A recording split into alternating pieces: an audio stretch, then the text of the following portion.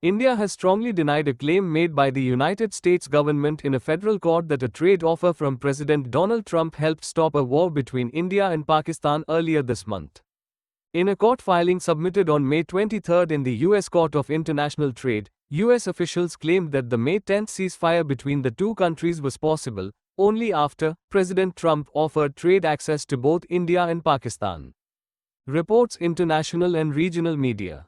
The filing was made as part of a legal case against the Trump administration's tariff policies as reported by the media. India has dismissed this version of events. Ministry of External Affairs spokesperson Randhir Jaiswal rejected the claim at a media briefing on Thursday in New Delhi, saying there was no mention of trade in any discussions between Indian and US officials during the period of heightened tensions. Ceasefire and what sort of role other countries played, etc. See, the specific date, time and wording of the understanding was worked out between the DGMOs of the two countries at their phone call on 10th May 2025, commencing at 15:35 hours. The Foreign Secretary had made a statement in this regard, as you would be aware. The request for this call was received by MEA from the Pakistani High Commission at 12:37 hours.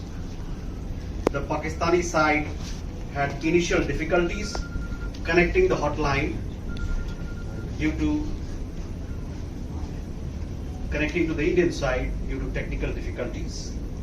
The timing was then decided based on the availability of the Indian DGMO at 15:35 hours.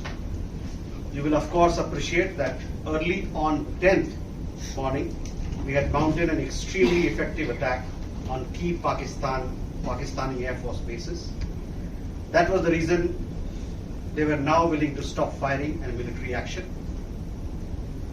Let me be clear, it was the force of Indian arms that compelled Pakistan to stop its firing.